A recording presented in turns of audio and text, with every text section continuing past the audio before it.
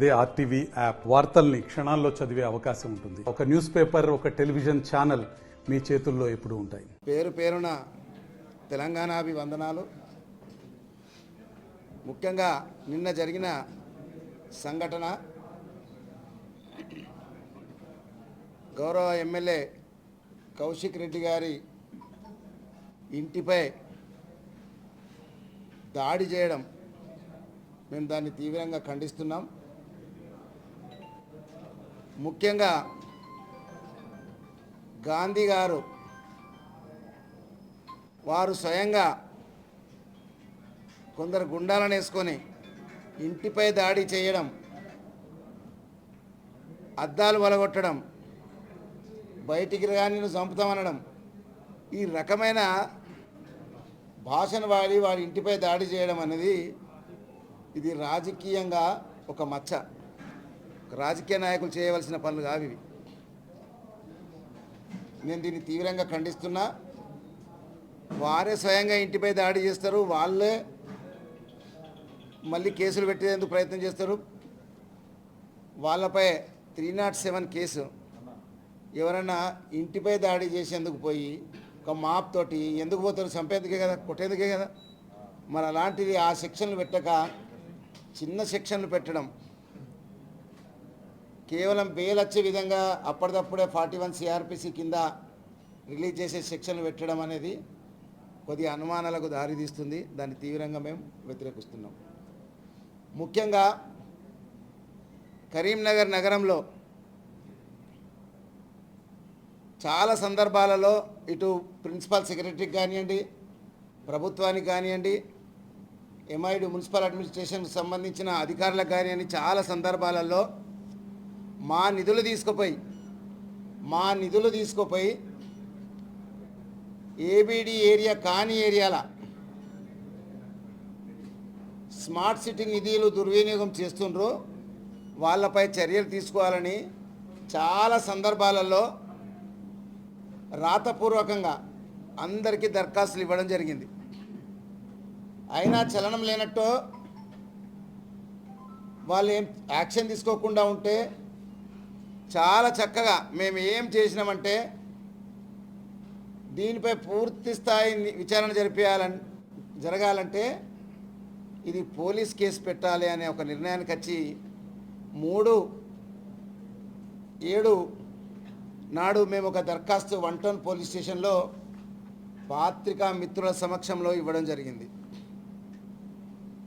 ఆ దరఖాస్తులో చాలా చక్కగా డాక్యుమెంట్స్ తోటి ఇవ్వడం జరిగింది. ఏమంటే ఎక్కడ అవినీతి జరిగింది, ఎక్కడ దుర్వినియోగం జరిగింది, ఎంత డబ్బులు మీరు బయట పెట్టినరు అని పూర్తి స్థాయిలో జ్యూరిస్డిక్షన్ లేని కాడ కూడా మా నిధులు రోజు నిత్యం రూపాయి జమ చేసుకొని మున్సిపాలిటీకి ట్యాక్స్ కట్టే మా కరీంనగర్ నగర ప్రజలు రక్తాన్ని చెమటను రూపాయి జమ చేసి వాళ్ళు ట్యాక్సులు కడుతుండ్రు.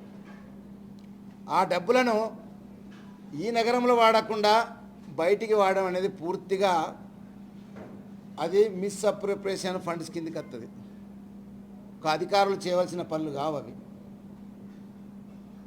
మేము వెంటనే 1 టౌన్లో దరఖాస్తు ఇస్తే చాలా రోజులు, ఒక నెల రోజుల దాకా FIR చేయకపోతే వెంటనే హైకోర్టును ఆశ్రయించడం జరిగింది. హైకోర్టులో ఒక రిట్ వేసినాం మేము. ఆ రిట్ అయితే వెంటనే అత్యున్నత న్యాయస్థానమైన రాష్ట్రంలో హైకోర్టు స్పందించి హైకోర్టు ఒక ఆర్డర్ ఇచ్చింది. ఏంటంటే ఎంక్వైరీ చేయడానికి FIR ఎందుకు చేస్తలేరు, వెంటనే డాక్యుమెంట్ తీసుకోవాలని హైకోర్టు ఆర్డర్ ఇవ్వడం జరిగింది. దానికి అనుగుణంగా మళ్ళీ ఇంకా కొన్ని డాక్యుమెంట్లు కావాలంటే కూడా వారికి ఇవ్వడం జరిగింది. నిన్న నైట్లో 8:30-9 గొట్టంగా అధికారులపై ఒక FIR రావడం జరిగింది. ఈ FIR క్రైమ్ నంబర్ 480/2024. మీ అందరికి కూడా నేను ఒక కాపీ ఇస్తా. 480/2024 మీకు అందరికి కూడా కాపీ ఇస్తాను నేను. ఇక అయితే ఈ FIRలో పూర్తి స్థాయిలో విచారణ జరిపించాలని నిజంగా కూడా ఆధారాలతో పాటు ఇచ్చాం మేము. ఏదో చిన్న సెక్షన్ పెట్టి మేమేమో అరెస్ట్ చేయం లేకపోతే దాన్ని అట్టనే పెండింగ్ పెడతామంటే మళ్ళొక్కసారి న్యాయస్థానానికి పోక ఊరుకోము. వెంటనే సామాన్య ప్రజానికానికి ఏ రకంగా అయితే చట్టం ఉంటుందో అధికారులకు కూడా అదే రకమైన చట్టం వర్తిస్తుంది. అధికారులకు వేరే సెక్షన్లు, సమాజంలో వేరే ప్రజలకు వేరే సెక్షన్లు లేవు. అందరికీ ఐపీసీఏ, ఇండియన్ పీనల్ కోడే.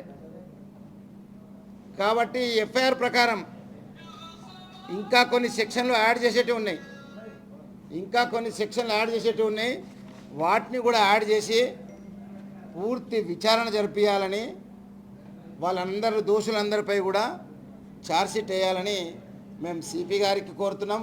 అలాగనే ప్రభుత్వం కూడా అవినీతి అక్రమాలు జరిగితే ఏ స్థాయిలోనున్నా కానీ ఈ కరీంనగర్లో మాత్రం వదిలేది లేదనేది మాత్రం ఒక మెసేజ్ కూడా ఇవ్వాలనుకున్నాం రాష్ట్ర వ్యాప్తంగా. మా డబ్బులను మందికి వేరే కాడికి పెడితే ఏ గోళ్ళు కూడా ఊరుకోరు. కరీంనగర్లో నివసించే ప్రజలు ఎవ్వరు కూడా దాన్ని సహించరు. రెండో విషయం,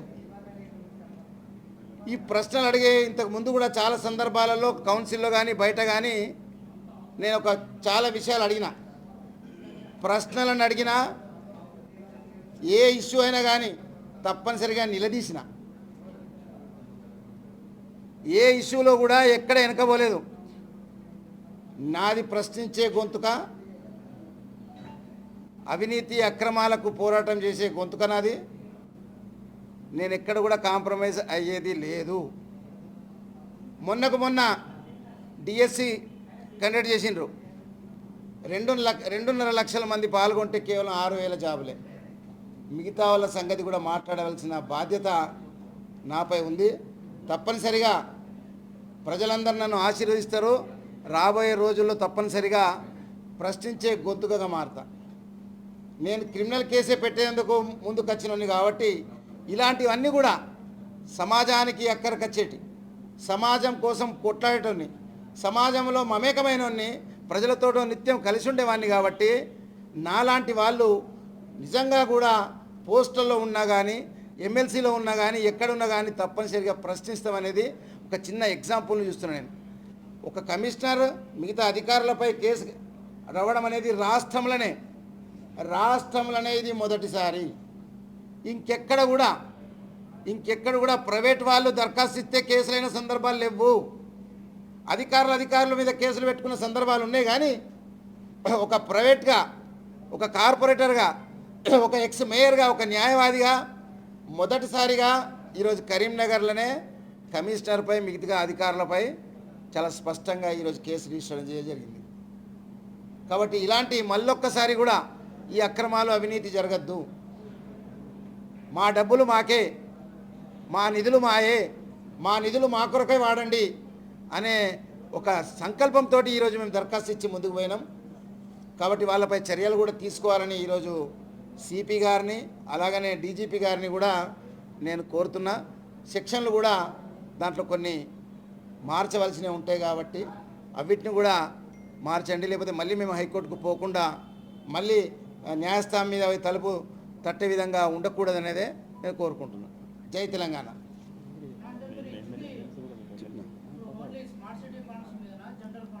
ఇప్పుడు ఇచ్చింది ఒక్క స్మార్ట్ సిటీ ఫండ్సే. నేను ఎఫ్ఐఆర్లో, అందుకే ఎఫ్ఐఆర్లో పూర్తిగా మీకు కాపీ కూడా ఉంది. దీంట్లో అప్లికేషన్ ఇచ్చిన కాపీ ఉంది, ప్లస్ వాళ్ళు పోలీసులు ఇచ్చిన వెనక రెండు పెట్టిన. ఎందుకంటే పూర్తిగా అది చదువుడు టైం పడుతుంది కాబట్టి దాన్ని జత చేసిన. దాని వెనక ఒక అప్లికేషన్ కూడా జత చేసిన ఉంది కదా. ఇది ఎఫ్ఐఆర్, ఇది నేను ఇచ్చిన అప్లికేషన్. అందుకే చాలా పెద్దగా ఉంది కదా అని డీటెయిల్గా కాకుండా రకంగా చెప్పిన. ముఖ్యంగా రాబోయే రోజుల్లో కూడా మీ ద్వారా న్యాయవాదులకు, విద్యార్థులకు, యువకులకు, ప్రొఫెషనల్స్కు, ప్లస్ టీచర్స్కు,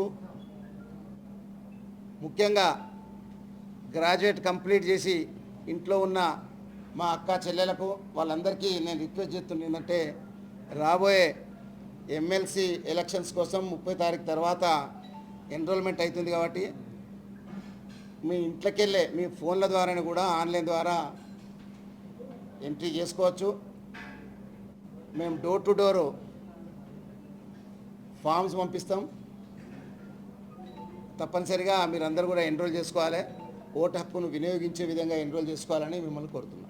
మరిన్ని వీడియోస్ కోసం ఛానల్ ని సబ్స్క్రైబ్ చేయండి. లేటెస్ట్ అప్డేట్స్ కోసం వాట్సాప్ ఛానల్ ని ఫాలో చేయండి. అండ్ లింక్ డిస్క్రిప్షన్ లో ఉంది.